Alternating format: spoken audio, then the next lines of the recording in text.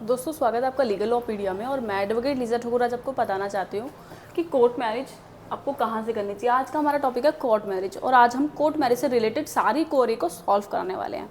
जब भी कोई इंसान कोर्ट मैरिज करने जाता है तो ये सारे क्वेश्चंस उसके दिमाग में आते हैं कि कोर्ट मैरिज कहाँ से करें, कोर्ट मैरिज के जरूरी डॉक्यूमेंट्स क्या रहेंगे और कोर्ट मैरिज के लिए एज क्या होनी चाहिए, कोर्ट मैरिज में फ़ीस कितनी लगनी चाहिए और कोर्ट मैरिज में हमें कौन सी गलतियां नहीं करनी चाहिए। तो आज हम इन सभी क्वेश्चंस के जवाब देने वाले हैं, तो प्लीज़ हमारी वीडियो को एंड तक देखिएगा।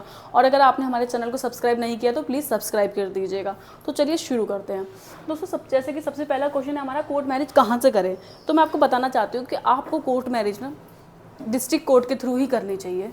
कोई लोग कहते हैं कि हमारी कोर्ट मैरिज हाई कोर्ट में हो जाएगी, हमारी कोर्ट मैरिज सुप्रीम कोर्ट में हो जाएगी। नहीं, कोई भी सुप्रीम कोर्ट, कोई भी हाई कोर्ट कोर्ट मैरिज नहीं कराता है। अगर आपको कोर्ट मैरिज करनी है तो वो सिर्फ या तो एसडीएम ऑफिस में हो सकती है या फिर आपके डिस्ट्रिक्ट कोर्ट में हो सकती है। तो कोर्ट मैरिज आपको सिर्फ बाय एडवोकेट और कोर्ट से ही करनी है। लेकिन कुछ लोग होते हैं कि कोर्ट मैरिज के नाम पर आपको एग्रीमेंट बना के दे देते हैं, तो आपको उस जाली काम से बचना है, क्योंकि कोर्ट ये कहती है कि किसी के पास भी इतना अधिकार नहीं है कि वो कोर्ट मैरिज का सर्टिफिकेट इशू कर सके।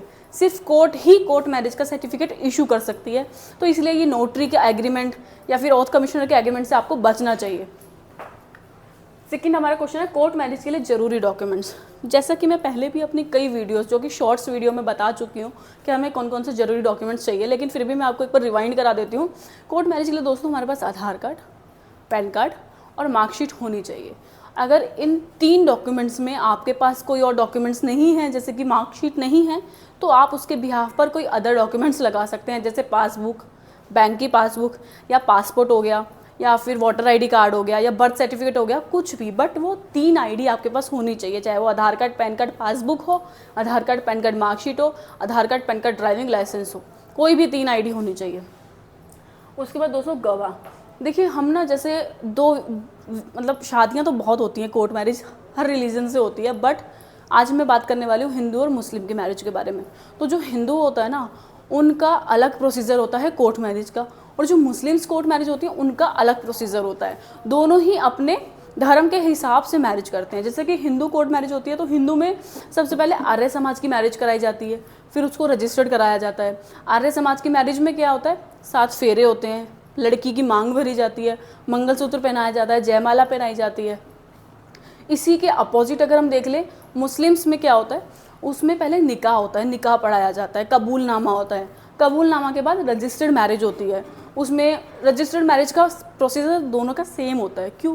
क्योंकि दोस्तों सेम ही क्वेश्चंस पुट अप होते हैं दोनों से, जज एक ही क्वेश्चन करता है। जैसे कि मैं आपको बताना चाहूँगी कि आप अपनी मर्जी से शादी कर रहे हैं, आपकी एज कितनी है, आपके ऊपर किसी का दबाव तो नहीं है मैरिज के लिए। ये 3 क्वेश्चंस होते हैं जो कि मेन होते हैं, जज आपसे पूछता है, चाहे आप हिंदू हो, चाहे आप किसी भी रिलीजन से बिलोंग करते हो, बट ये 3 क्वेश्चन सेम रहते हैं।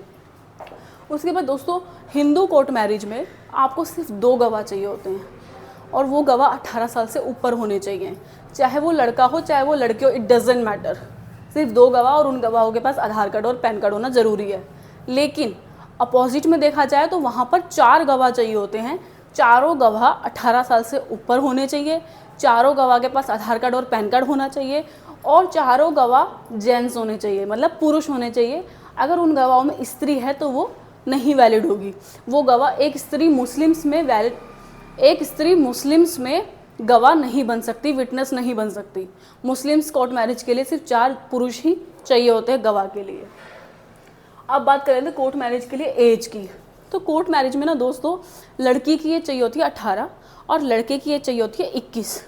ये नहीं कि 18 रनिंग है, 18 प्लस, मतलब 18 से वो चाहे एक ही दिन बड़ी हो, लेकिन 18 से बड़ी होनी चाहिए, 18वां जन्मदिन उसका बन जाना चाहिए।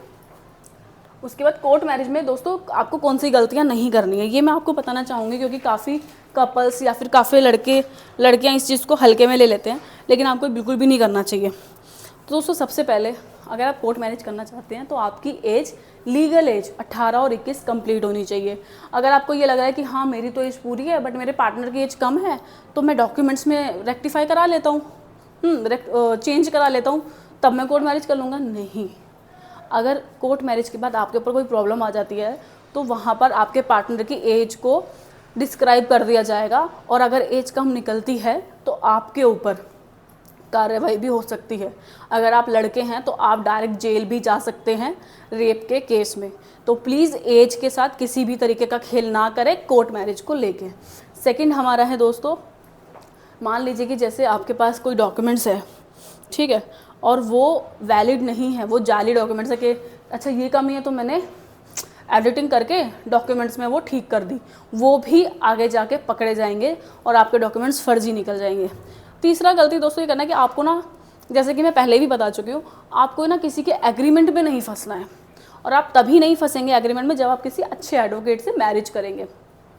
तो अब लोग क्या करते हैं कि हाँ कोर्ट मैरिज करनी है, ठीक है मैं करा दूंगा 2,000 रुपये में, 5,000 रुपये में, 7,000 रुपये में। ऐसा नहीं होता है दोस्तों। अगर वो आपको सर्टिफिकेट नहीं देगा 2,000 रुपये में, वो सिर्फ आपको एक एग्रीमेंट पकड़ा देगा जो कि नोटरी का एग्रीमेंट होगा, और वो एडमिसेबल नहीं होगा कोर्ट के अंदर, और आपकी मैरिज को कभी भी अब स्पॉइल किया जा सकता है, आपकी मैरिज मानी ही नहीं जाएगी। तो अगर आप कोर्ट मैरिज करना चाहते हैं तो आपको प्रॉपर एक सर्टिफिकेट मिलता है, एक आर्य समाज मंदिर से सर्टिफिकेट मिलता है, और एक सर्टिफिकेट आपको मिलता है SDM ऑफिस से। दोनों ही सर्टिफिकेट वैलिड होते हैं, लेकिन एग्रीमेंट में सिर्फ आपको एक एग्रीमेंट मिलेगा और उस पर नोटरी की मोहर होगी। किसी भी सर्टिफिकेट पे नोटरी की मोहर नहीं होती है, कोर्ट की मोहर होती है। इस बात का आपको ध्यान रखना है। दूसरा है दोस्तों कि मान लीजिए जैसे आपने कोर्ट मैरिज के बाद अपने घर वालों को नहीं बताया, अगर आपने चाहे कैसी भी सिचुएशन में मैरिज करी हो, चाहे भाग के करी हो या फिर आप दोनों दोस्त हो, आपके फैमिली मेम्बर को पता हो कि आप दोनों फ्यूचर में चल के शादी करने वाले हैं, लेकिन फिर भी आपने नहीं बताया है, तो दोस्तों कोर्ट मैरिज करने के बाद सबसे पहला काम आपको ये करना है कि आपको अपनी फैमिलीज़ को इन्फॉर्म कर देना है कि मैंने कोर्ट मैरिज कर ली है इस लड़के के साथ या इस लड़की के साथ। ठीक है, अगर आप इन्फॉर्म नहीं करते हैं तो दोस्तों बड़ी दिक्कत आ सकती है। इसलिए आपको कोर्ट मैरिज करने के बाद सबसे पहले ये काम करना है कि आपको अपनी फैमिलीज़ को इन्फॉर्म कर देना है। उसके बाद दोस्तों बात कर लेते हैं कोर्ट मैरिज की फ़ीस की। दोस्तों ये मतलब बहुत पूछे जाने वाला क्वेश्चंस है, जिसका मैं सिर्फ बार बार एक ही जवाब देती हूँ कि कोई भी एडवोकेट कोर्ट मैरिज की फ़ीस को डिस्क्राइब नहीं कर सकता, एक स्पेसिफिक अमाउंट नहीं बता सकता। हाँ वो एक लमसम अमाउंट बता सकता है, जैसे 10 से 15,000 के बीच में, 15 से 20,000 के बीच में, ऐसा कोई लमसम अमाउंट बता सकता, बट कोई भी एडवोकेट स्पेसिफिक अमाउंट नहीं बता सकता। फिर भी मैं ये कहना चाहूँगी कि कोर्ट मैरिज की फ़ीस आपके स्टेट के ऊपर डिपेंड करती है, आपके एडवोकेट के ऊपर डिपेंड करती है कि आप कैसा एडवोकेट चुनते हो, आप किस सिटी से बिलोंग करते हो।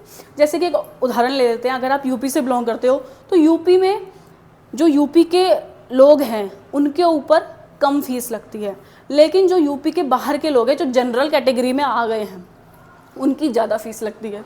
तो डिपेंड करता है कि आप कौन से स्टेट से बिलोंग करते हो। ऐसे ही अगर हम दिल्ली की बात करें तो दिल्ली में दिल्ली वालों के लिए फ़ीस कम होगी, लेकिन अदर स्टेट के लिए फ़ीस ज़्यादा होगी। लास्ट हमारा क्वेश्चन है कि कोर्ट मैरिज के बाद अगर आपके ऊपर FIR हो जाती है तो आपको क्या करना चाहिए। देखिए जैसे कि मैं आपको पहले भी बता चुकी हूँ कि कोर्ट मैरिज के बाद आपको सबसे पहले अपनी फैमिलीज़ को इन्फॉर्म करना है, बट कुछ कपल्स क्या होते हैं इन्फॉर्म नहीं करते हैं, उसी के चलते उनके ऊपर FIR रजिस्टर्ड हो जाती है। FIR रजिस्टर्ड किस चीज़ की होती है? किडनैपिंग की। किडनैपिंग मतलब कि मेरी बेटी को कोई उठा के ले गया, हमें नहीं पता। उसमें आपको क्या करना है, अगर हो गई है FIR, कोर्ट में केस चला गया है, आपके पास फ़ोन आता है ऐसे ऐसे केस हो गया, वापस आ जाओ, आपको डरना नहीं है, आपको कोर्ट में जाना है। आपको किसी के पास नहीं जाना, ना अपनी फैमिलीज़ के पास जाना है, ना अपने दोस्त के पास जाना है, आपको डायरेक्ट कोर्ट में जाना है। और ये ज़रूरी नहीं कि आप अपना एडवोकेट हायर करके ही कोर्ट में प्रेजेंट हो, आप डायरेक्ट भी कोर्ट में प्रेजेंट हो सकते हैं, एडवोकेट की ज़रूरत नहीं पड़ेगी। वो बाद की बात है, अगर मामला ज़्यादा बिगड़ जाता है तो सबसे पहले आपको फर्स्ट डेट पे कोर्ट में जाना है। कोर्ट में जाके दोस्तों आपको मजिस्ट्रेट के सामने सारी बातें बता देनी है, उसको कन्विंस करना है कि जी हम ऐसी सिचुएशंस में थे, हमारी फैमिली राज़ी नहीं थी हमारी मैरिज कराने के लिए, इसलिए हमें भाग के मैरिज करनी पड़ी, या फिर हम इस सिचुएशन में नहीं थे कि हम अपनी फैमिली को इन्फॉर्म कर सके, क्योंकि वहाँ से हमें जानलेवा धमकी आती थी, हमें डर था कि हमें मार ना दिया जाए। तो ऐसे ऐसे करके आप मजिस्ट्रेट को कन्विंस कर सकते हैं।